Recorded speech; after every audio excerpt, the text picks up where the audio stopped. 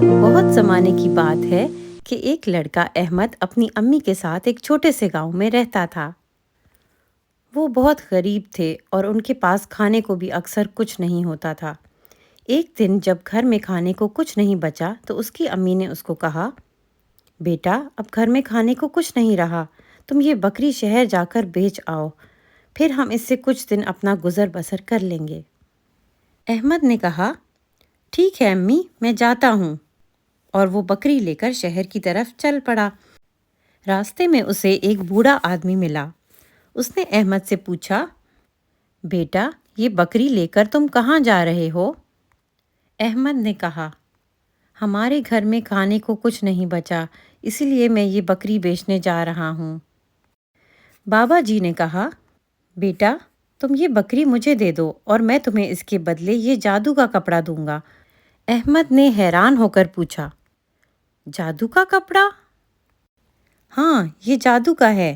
جب تم اسے کسی میز پر بچھاؤ گے اور دعا کرو گے کہ کھانا آ جائے تو وہ سب کھانا جو تمہارا کھانے کو جی چاہ رہا ہے اس کپڑے پر آ جائے گا۔ احمد نے بابا جی سے کہا، بہت شکریہ بابا جی، اور بکری انہیں دے کر گھر کی طرف جانے لگا۔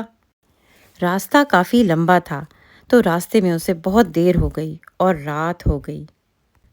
اس نے سوچا، میں تھوڑی دیر کسی جگہ آرام کر لیتا ہوں، پھر صبح اپنے گھر چلا جاؤں گا۔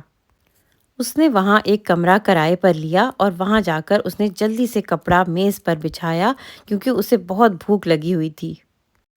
اس نے کپڑا بچھا کر کہا، مجھے کھانا دو۔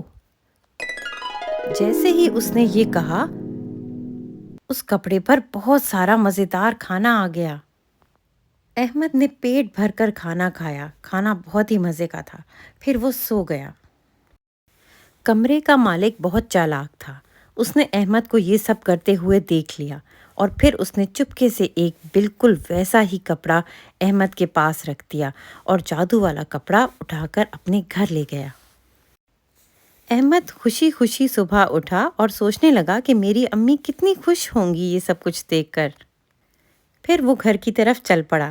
جب وہ گھر پہنچا تو اس نے جلدی سے ٹیبل پر کپڑا بچھایا اور کہا، مجھے کھانا دو۔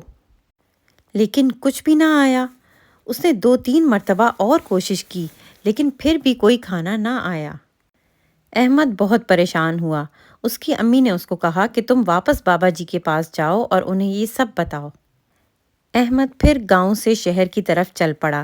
بابا جی کو جا کر سارا کچھ بتایا۔ بابا جی نے کہا، بیٹا تم پریشان مت ہو، اس بار میں تمہیں ایک مرغی دوں گا، وہ روز ایک سونے کا انڈا دیتی ہے، تم وہ انڈا بیچ کر اپنے لیے جو چاہے لے سکتے ہو۔ احمد بہت خوش ہوا۔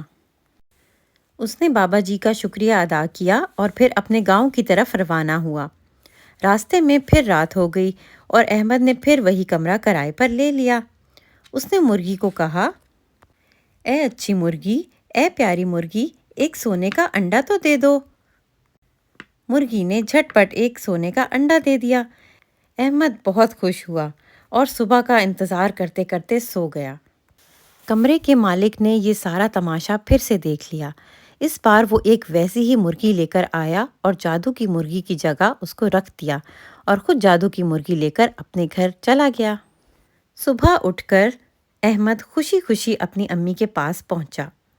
اس نے مرغی کو کہا، اے پیاری مرغی، اے اچھی مرغی، ایک سونے کا انڈا تو دے دو۔ تو مرغی نے کچھ بھی نہیں دیا۔ احمد بہت پریشان ہوا۔ اس کی امی نے اسے کہا کہ تم دوبارہ بابا جی کے پاس جاؤ اور انہیں سارا ماجرا بتاؤ۔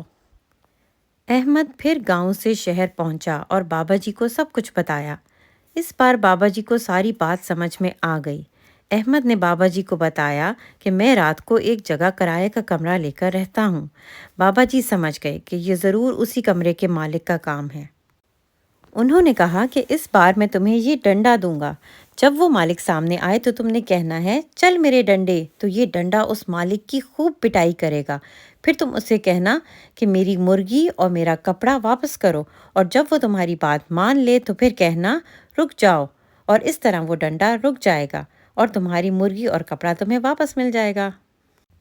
احمد پھر سے گاؤں کی طرف چل پڑا اور پھر وہی کمرہ کرائے پر لیا۔ اس نے اپنی جادو کی اسٹک سے خوب تماشے دکھائے اور پھر سونے کی ایکٹنگ کرنے لگا۔ مالک کو لگا احمد سو گیا ہے، اس لیے وہ دبے پاؤں آیا اور اسٹک اٹھانے لگا۔ احمد نے جلدی سے کہا، چل میرے ڈنڈے، اور پھر وہ ڈنڈا مالک کو زور زور سے مارنے لگا۔ مالک بہت گھبرایا اور کہنے لگا، بچاؤ بچاؤ۔ اس نے کہا، روکو اسے روکو اسے۔ احمد نے کہا، جب تک تم میری مرغی اور جادو کا کپڑا واپس نہیں لا کر دو گے میں نہیں روکوں گا اس ڈنڈے کو۔